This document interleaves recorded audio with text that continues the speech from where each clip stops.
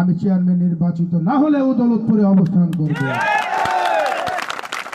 আপনারা ভাববেন না দোয়াত কলমের কোন কর্মী সমর্থককে কোনো প্রকারে ভয় ব্যতীত দেখিয়ে আপনি ভালো থাকবেন। আপনিও ভালো থাকতে পারবেন না। সাধারণ জনতাকে সঙ্গে নিয়ে আপনাদেরকে আমি সমাজ থেকে বিতাড়িত করব।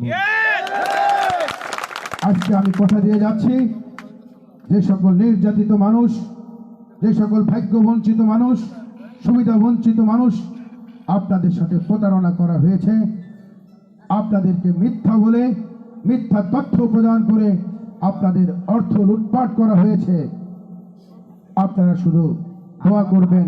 সময়ের ব্যবধানে তার প্রত্যেকটি হিসাব আপনারা পেয়ে যাবেন ইনশাআল্লাহ।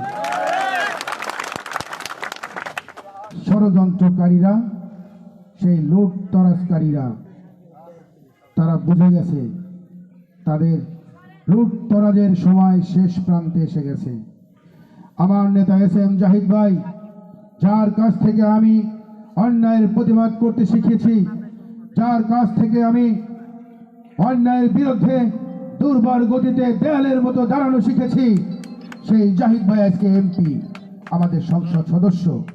তাহলে একবার ভাবেন, আপনারা যদি আমাকে উপজেলা চেয়ারম্যান নির্বাচিত করেন, তাহলে দৌলতপুরকে আমরা কোথায় নিয়ে দাঁড় করাবো? এই সকল দুর্নীতিবাজরা দৌড়ানোরও সুযোগ পাবে না, পালানোরও সুযোগ পাবে না ইনশাআল্লাহ।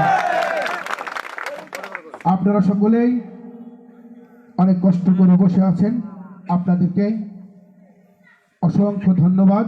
আগামী 21 তারিখ পর্যন্ত আপনারা সকলে ঐক্যবদ্ধ থেকে আমাকে ভালোবেসে একটু কষ্ট করবেন। আমার বাবা মারা গেছেন 5 বছর, আমার চাচারাও নাই, তারাও ইন্তেকাল করেছেন। বলতে গেলে আমি এখন পারিবারিকভাবে আমার মা ব্যতীত আর কোনো মুরব্বী বেঁচে নাই। তাই আমি মনে করি এই নির্বাচনকে উদ্দেশ্য করে বলি, এই উপজেলার যত মুরব্বীয়ানরা আছেন, মা বোনেরা আছেন, আপনারাই আমার অভিভাবক।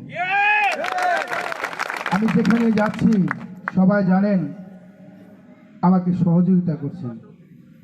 কেউ মোটর সাইকেল নিয়ে আসেন, তেল খরচ নিজ থেকে নেয়, কেউ আসেন আরো 2টা মোটর সাইকেলের তেল ভরে দেয়। 80 এলাকায় আপনাদের মাঝখান থেকে কেউ এসে আগামী দিনের কি খরচ হবে সেটা হিসাব করে সেটা তারা দিয়ে রাখে। এরকম অসংখ্য সহযোগিতা, ভালোবাসা আপনাদের কাছ থেকে আমি পাচ্ছি। আগামী 21 তারিখ পর্যন্ত আমরা সকলে ঐক্যবদ্ধ থাকব।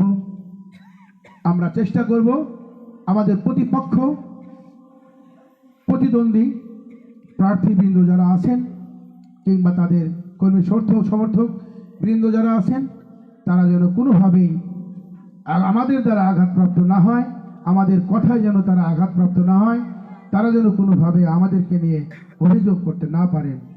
আমরা সেদিকে সকলেই দৃষ্টি রাখব এবং নির্বাচনী আচরণ বিধির বিষয়টি আমরা সবাই মেনে চলার চেষ্টা করব। শুধু অপেক্ষা করবেন, আমি বিশ্বাস করি ধৈর্য সহকারে সময়ের ব্যবধানে 21 তারিখ পর্যন্ত আপনারা অপেক্ষা করুন। 21 তারিখের পর ইনশাল্লাহ আমরা এই জিয়ানপুর ইউনিয়ন পরিষদ মাঠে আমরা বিজয় উল্লাস করব। আপনাদেরকে নিয়েই বিজয় উল্লাসে মেতে থাকবে এখানে ইনশাল্লাহ। আপনারা সবাই আমার জন্য দোয়া করবেন, আল্লাহ তাআলা যেন আমাকে সেই ধৈর্য প্রদান করেন। অনেক ষড়যন্ত্রের শিকার হয়ে অনেক চড়াই উত্তরার মাঝে আজকে এখানে দাঁড়িয়ে আপনাদের সামনে কথা বলার সুযোগ হয়েছে। আমাকে নিঃশেষ করে দেওয়ার জন্য এই মহলরা অনেক আগে থেকেই তারা ওত পেতে আছে। গত নির্বাচনেও, ইউনিয়ন পরিষদ নির্বাচনেও ঠিক একই রকম ষড়যন্ত্র করে তারা বেরিয়েছে। বিভিন্ন সময়ে ষড়যন্ত্রমূলক মামলার শিকার হয়েছে আমি। তারপরে আপনাদের দোয়া আশীর্বাদে আল্লাহ তাআলা সকল বিপদ থেকে সকল বিপদ থেকে হেফাজত করে আপনাদের সামনে দাঁড় করিয়েছেন। তা আমি বিশ্বাস করি আমি যে উদ্দেশ্য নিয়ে আজকে নির্বাচনে এসেছি, আপনাদের আমার এই দৌলতপুরবাসীর পাশে থাকা এবং দৌলতপুরের যে সর্বস্তরের যে অসমাপ্ত কাজগুলো রয়েছে আমার এমপি মহোদয়ের সাথে সেই কাজগুলোর সমাপ্ত কাজ শেষ করবে ইনশাল্লাহ। তো আপনারা আমার জন্য দোয়া করবেন, আমাদের মাননীয় এমপি মহোদয় তার জন্য দোয়া করবেন, তিনি যেন